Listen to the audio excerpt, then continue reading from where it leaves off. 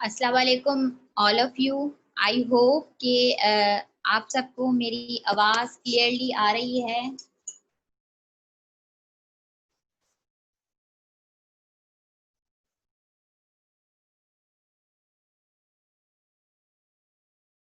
Okay.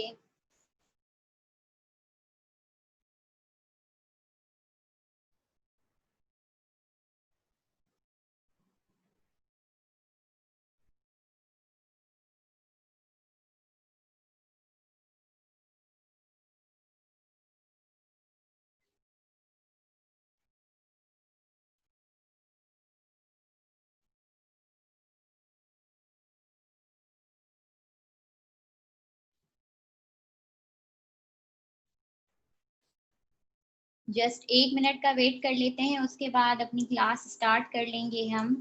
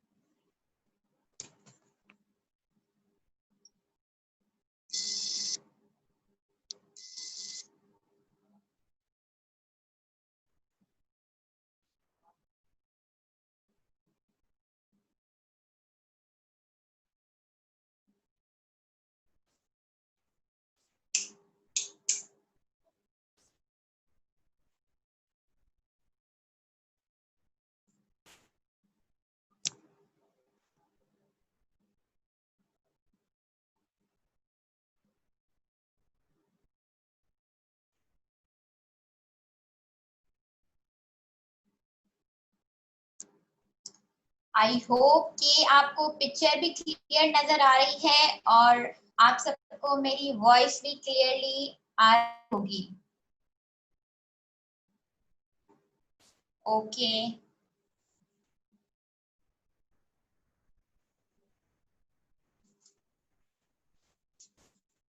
So basically आज की class जो रिलेट करती है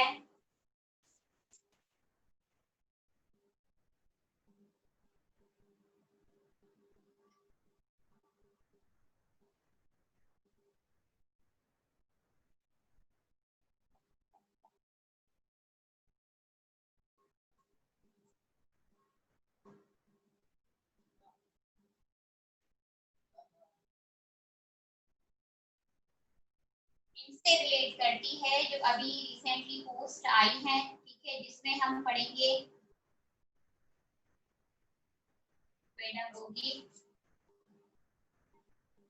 ईएमएस, इसके अलावा कुछ और सब्जेक्ट्स हैं, एजुकेशनल,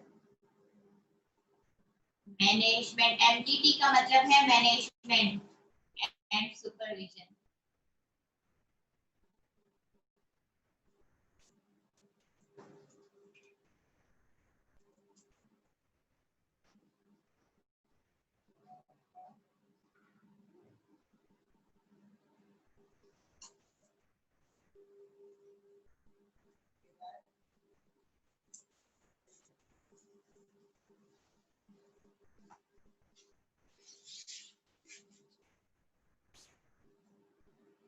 अच्छा जी, मैं आपको अपनी क्वालिफिकेशंस बता दूं, हो सकता है आप में से किसी को ना पता हो। I have done masters in education and now Adib doing MPhil in education. इसके अलावा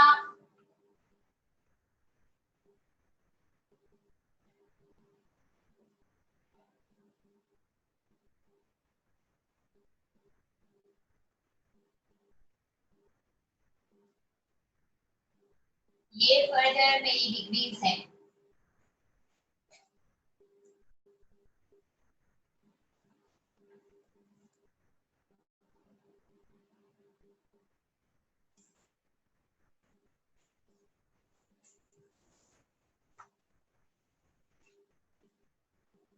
ओवरऑल हम बात आज के क्लास में करेंगे about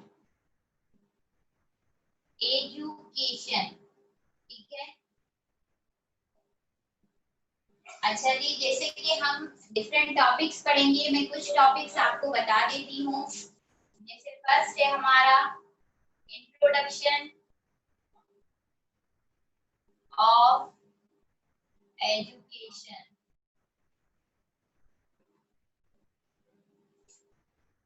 history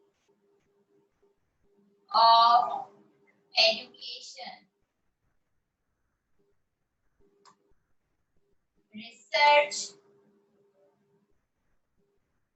method in education.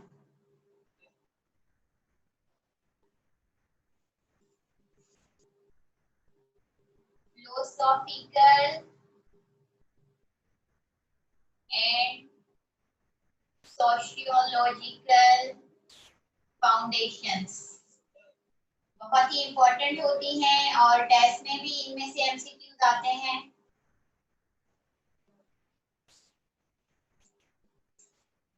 Educational psychology, ये कुछ मैं कंटेंट्स बता रही हूँ, सिर्फ कुछ कि आप में से जो अभी न्यू हैं, जिन्होंने अभी इनके बारे में स्टडी करना स्टार्ट किया है,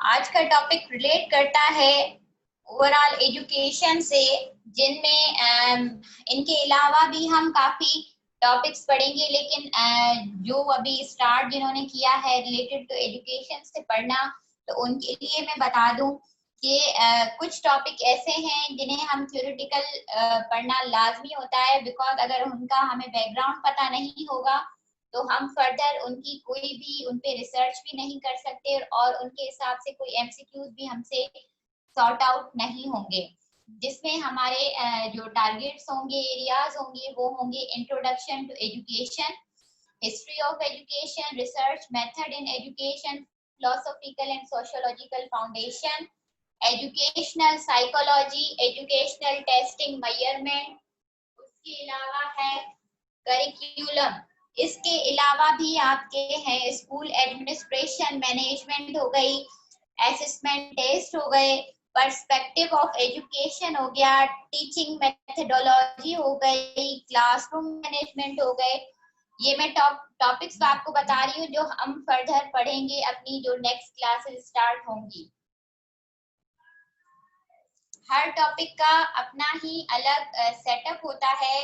देखिए, अगर आपको टीचर बनना है तो आप में ऑलरेडी वो क्वालिटीज होती हैं, वो होती हैं हिडन क्वालिटीज। मतलब इन केस अगर आपके पास कोई ऐसा एमसीक्यू आ जाता है और आपको समझ में नहीं आता कि इसमें क्या करेक्ट करना है, एजुकेशन के हवाले से मैं बात कर रही हूँ, तो आप खुद को एज अ टीचर वहां पे रख के करेंगे तो आपका एमसीक्यू जरूर करेक्ट होगा। लेकिन अब आप अगर जस्ट एज अ ह्यूमन और एज अ कैंडिडेट आप वहां पे टेस्ट देकर आएंगे तो उसमें क्या होता है, फिर उसमें हम जो है गलत ऑप्शन पे टिक कर देते हैं। इसी वजह से मैं आपको इनके डिफरेंट मेथड पढ़ाऊंगी, ताकि जो है आपको इन फ्यूचर कोई भी क्वेश्चन आ जाता है रिगार्डिंग एनी टॉपिक, क्योंकि ये ही घूम फिर के यहीं से ही टॉपिक आते हैं, कोई बाहर से एजुकेशन वाले नहीं उठाते टॉपिक। उनके पास चंद चुने हुए होते हैं, जैसे जो है मतलब 10 और 12 जैसे 15 टॉपिक्स उनके पास होते हैं, वहीं से ही वो उठाते हैं, उससे बाहर से कोई अलग से एमसीक्यूज नहीं बनाए जाते। तो स्टार्ट करते हैं हम आज का टॉपिक जो आपको मैं करवा रही हूँ। वो रिलेट करता है मेथड्स से, मेथड्स ऑफ टीचिंग।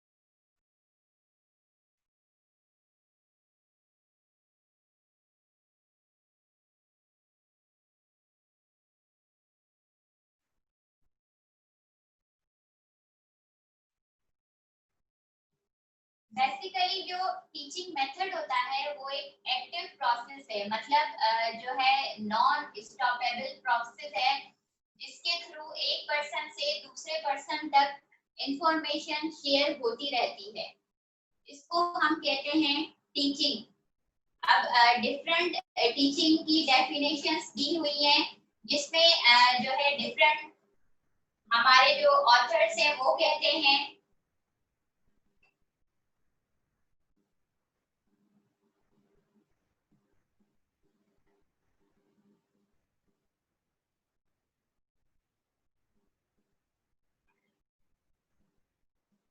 पढ़ाने के किसी भी एक्शन को, कोई बंदा अगर पढ़ा रहा है उसकी एक्शन को हम कहते हैं टीचिंग। ठीक है, basically this is a profession. ठीक है, ये एक प्रोफेशन है। अगर हम बात करें करंट जो कॉन्सेप्ट है, ट्रेडिशनल कॉन्सेप्ट में ये कहा जाता था कि जो पुरानी टीचिंग होती थी उसमें क्या था, जस्ट हम हमारे जो अंदर है फुलफिल की जाती थी नॉलेज। ये था ट्रेडिशनल कॉन्सेप्ट।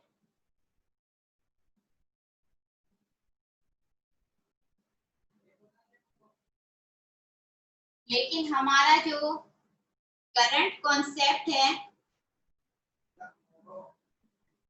वो कहता है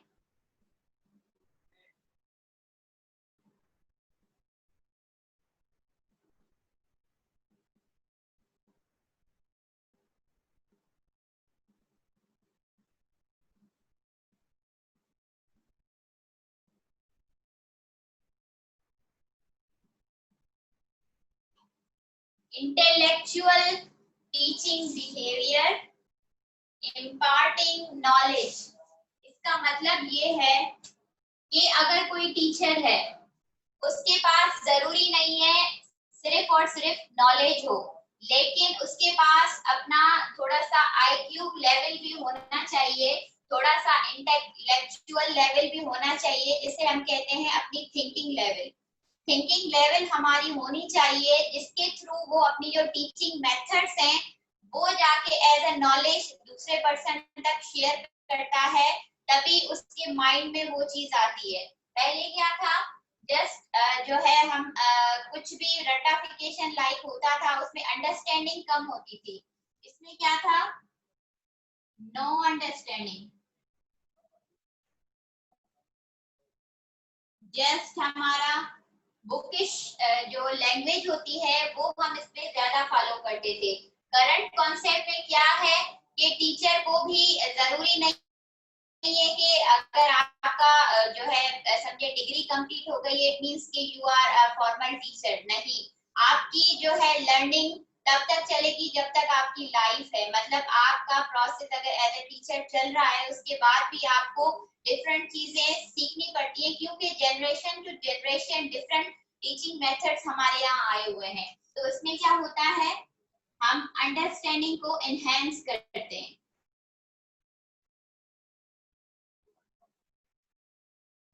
अच्छा जी, इसमें क्या था, एक्टिविटीज भी कम होती हैं। जैसे आजकल क्या है, एजुकेशनल एक्टिविटीज ज्यादा हो गई हैं। इसमें करंट जो कॉन्सेप्ट है इसमें एक्टिविटीज ज्यादा होती हैं। जैसे सिर्फ इसमें करिकुलम को फॉलो किया जाता था, इसमें एक्स्ट्रा करिकुलर एक्टिविटीज भी होती हैं। जैसे स्पोर्ट्स हो गया हमारा, कोई ऐसी एक्टिविटी दे दी, कोई असाइनमेंट दे दिया जिसके थ्रू हमारी अंडरस्टैंडिंग ज्यादा इनहेंस हो, हमारे स्किल्स हमारी एबिलिटी ज्यादा इनहेंस हो जाए, उसके थ्रू हमारे टीचिंग कॉन्सेप्ट को बढ़ाया गया है। तो ये था ऑल अबाउट सिर्फ और सिर्फ मेथड्स ऑफ टीचिंग के। बाकी हम आगे की लिस्ट पढ़ेंगे कि इसमें कौन कौन से मेथड्स आते हैं और इसके बारे में क्या कहा गया है।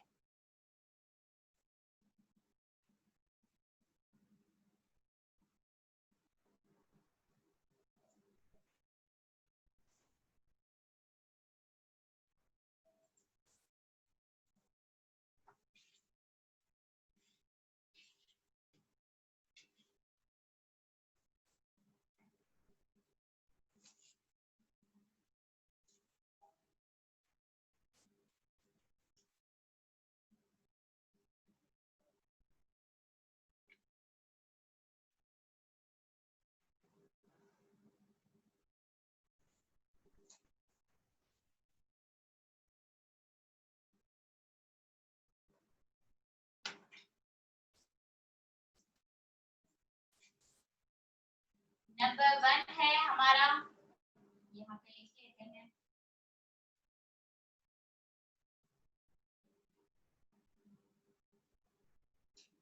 पहला जो मेथड है वो है लेक्चर मेथड।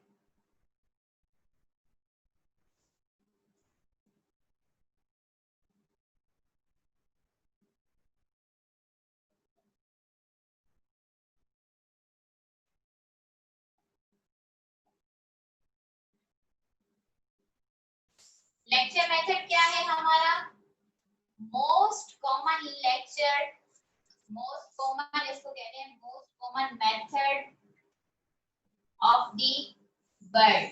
कौन सा, लेक्चर मेथड। लेक्चर मेथड में होता क्या है,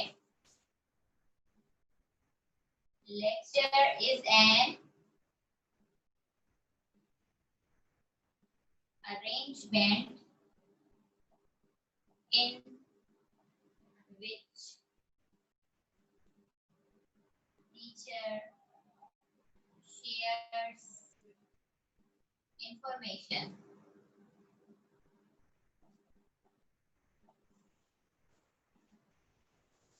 लेक्चर मेथड क्या है, जहां पे एक फॉर्मल वे यूज होता है लेक्चर का, अरेंजमेंट होती है प्रॉपरली वे से, जहां पे एक टीचर जो है अपने स्टूडेंट्स को लेक्चर देता है थ्रू एनी चैनल। चैनल का मकसद है, या चैनल वो क्लासरूम है या मोबाइल फोन है या डिस्टेंस लर्निंग है, कोई भी मीडियम का यूजेज होता है वहां पे होती है प्रॉपर अरेंजमेंट। जस्ट लाइक अभी मैं आपको लेक्चर दे रही हूँ, ठीक है, ये भी हमारा लेक्चर मेथड हुआ क्योंकि मैंने एक अरेंजमेंट की हुई है। मेरे पास मैंने स्टूडेंट्स को डिफरेंट जो है लेक्चर के थ्रू, लिंक के थ्रू उनको बुलाया है, एक जगह पे फॉर्मल वे बनाया है। जैसे ये हमारा जो है समझे कि बोर्ड है हमारा, मार्कर है, ये फॉर्मल वे में आ जाएगा, मतलब मैंने अरेंजमेंट की हुई है। तो इसका क्या मतलब हुआ कि ये हमारा लेक्चर मेथड है जिसमें फॉर्मल अरेंजमेंट होती है। ये मोस्टली यूज होता है हमारा स्कूल्स एंड कॉलेजेस में।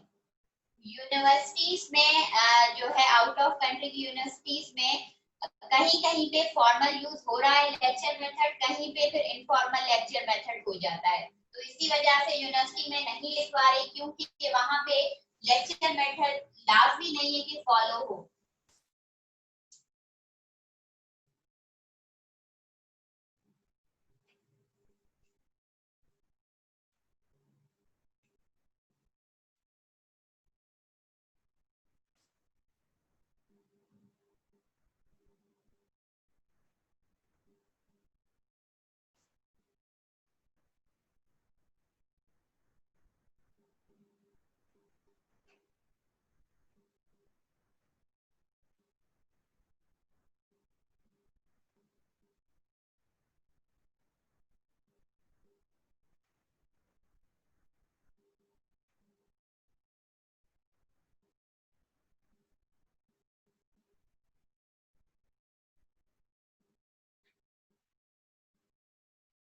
अब एक लेक्चर मेथड में कौन सी खुसूसियात होनी चाहिए कि वो एक जो है हमारा एक्सटेंसिव लेक्चर मेथड हो।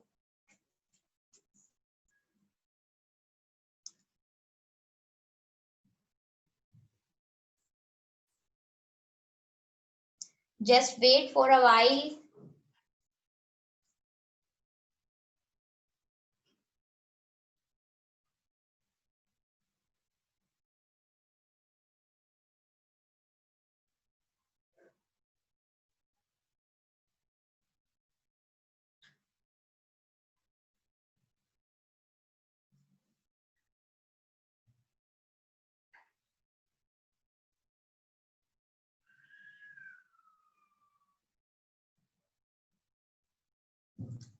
अगर किसी को क्वेश्चनिंग करनी है रिगार्डिंग लेक्चर मेथड तो वो पूछ सकता है, चैट में जाके मुझसे कंफर्म कर सकता है वो।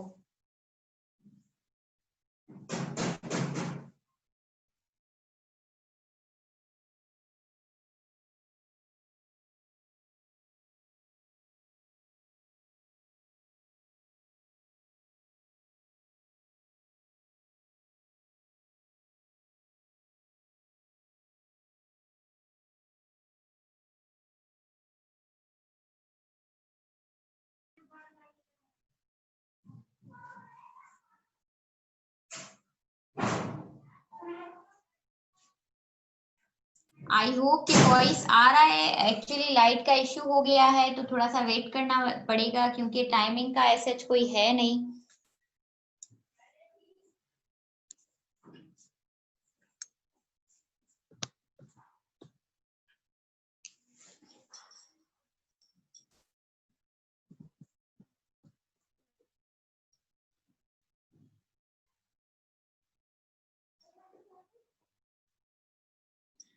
फहमीदा, लाइट का इश्यू हो गया, इसी वजह से आप सबको वीडियो शो नहीं हो रही होगी।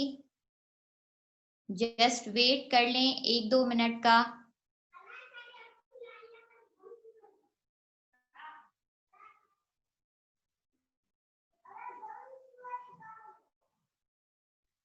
ओके, मैं वर्बली बता देती हूँ। लेक्चर मेथड का मैंने बेसिकली बताया है।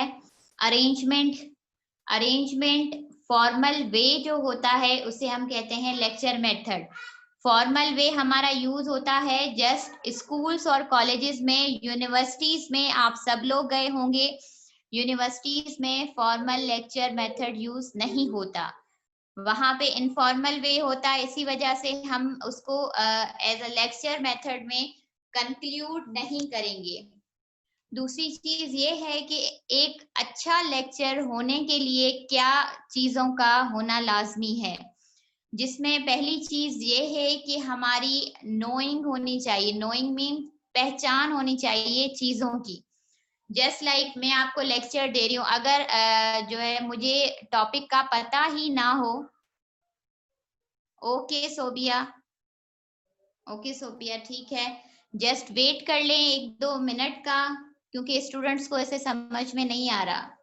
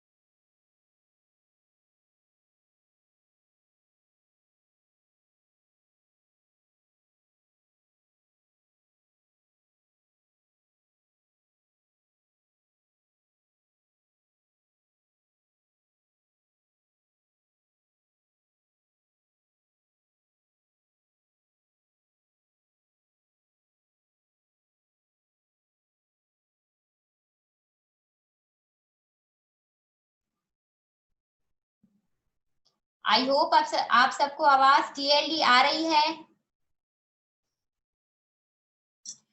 किसी का क्वेश्चन था, आई डोंट नो किसी का आया था यही मैसेज के फॉर्मल और इनफॉर्मल में डिफरेंस क्या है।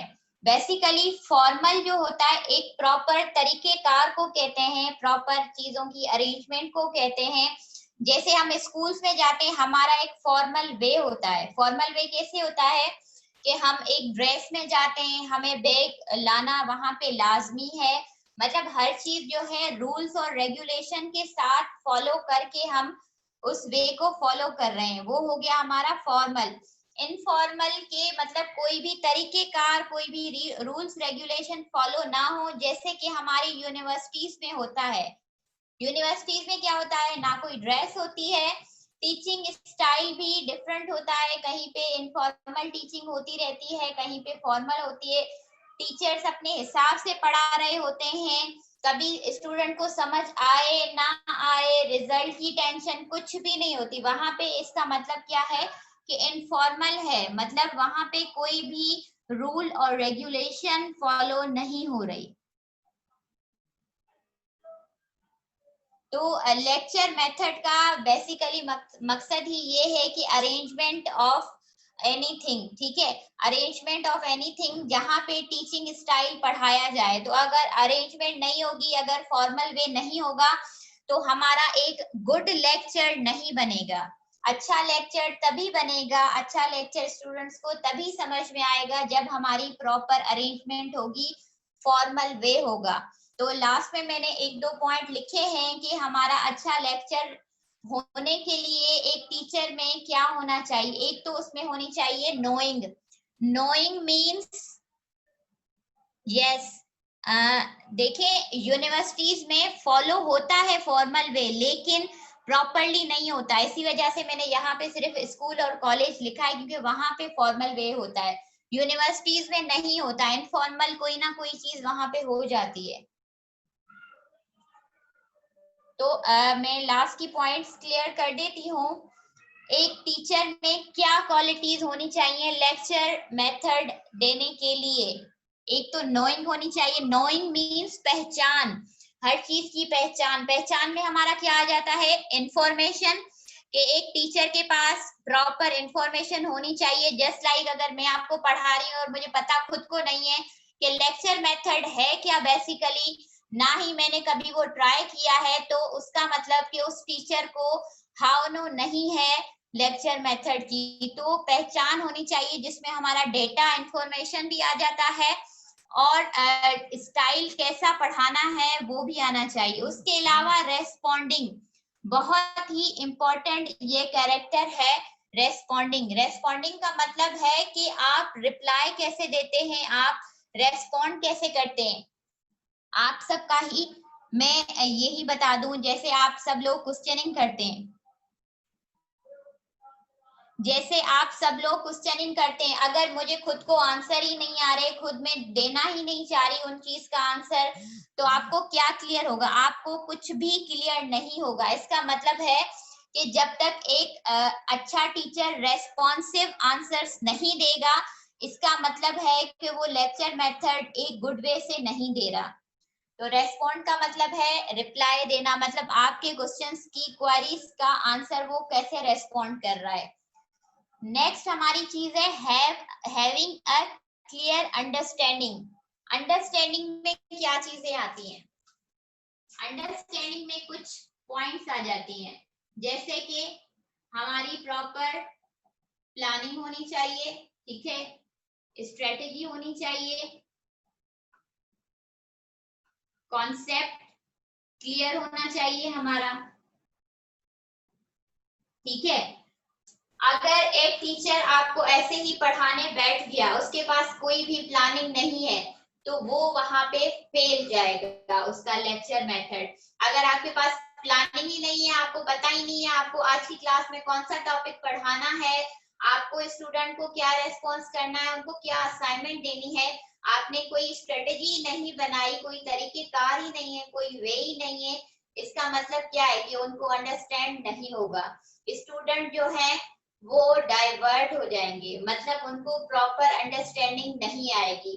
तो एक अच्छे लेक्चर के लिए आपकी पहली क्या चीज है, प्लानिंग जरूरी है, स्ट्रेटेजी बनाएं प्रॉपर, मतलब अपने कंटेंट बनाएं कि मुझे आज क्लास में ये चीजें पढ़ानी है और ये स्ट्रेटेजी होनी चाहिए, मुझे स्टूडेंट को ऐसे रेस्पॉन्ड करना है, मुझे उनको इस वे से लेके चलना है ताकि उनको थोड़ा सा इजी लगे, और अपना कॉन्सेप्ट क्लियर होना चाहिए। एक टीचर का कॉन्सेप्ट ही क्लियर नहीं होगा तो वो आगे क्या पढ़ाएगा।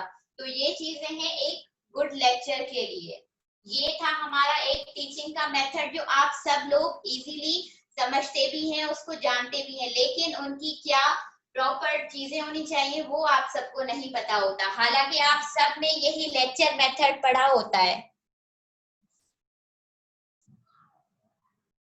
तो आई होप कि इस this lecture method is clear to you.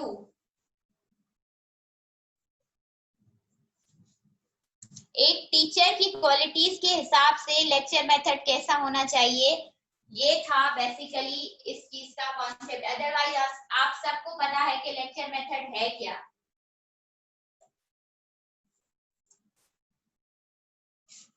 ये है मोस्ट कॉमन मेथड। हम अब पढ़ रहे हैं दूसरा मेथड।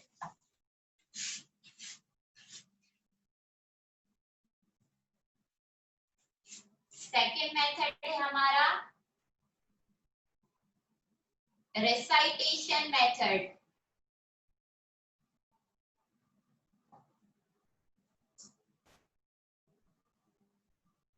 ये भी एक टीचिंग का मेथड है।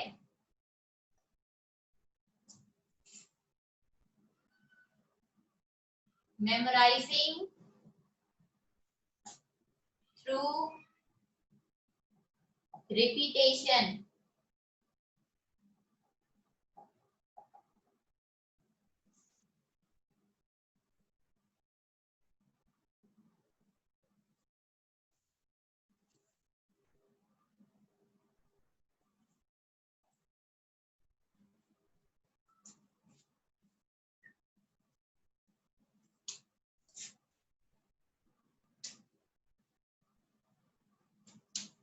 ये कॉन्सेप्ट हमारे पाकिस्तान में बहुत फॉलो किया जा रहा है। इसको कहते हैं हमारी लैंग्वेज में, पाकिस्तानी लैंग्वेज में रट्टाफिकेशन मेथड। रट्टाफिकेशन मेथड जिसमें आजकल हम हर टेस्ट के लिए रट्टे लगा रहे होते हैं, ये बेसिकली उस मेथड से रिलेट करता है, रिसाइटेशन मेथड, जिसका मतलब है आप चीजों को याद करते हैं रिपीट करते करते। जैसे हमारे बुक में लिखा हुआ है एक टॉपिक 10 बार हम उसे रिपीट करते हैं कि हमें वो मेमोराइज हो जाए, रिमेम्बर कर लें, हम उस चीज को याद कर लें। तो बेसिकली ये हमारा रट्टाफिकेशन मेथड है। इसके नेगेटिव पॉइंट्स क्या होंगे, इससे आपकी इंटेलेक्चुअल थिंकिंग नहीं इनहांस होगी।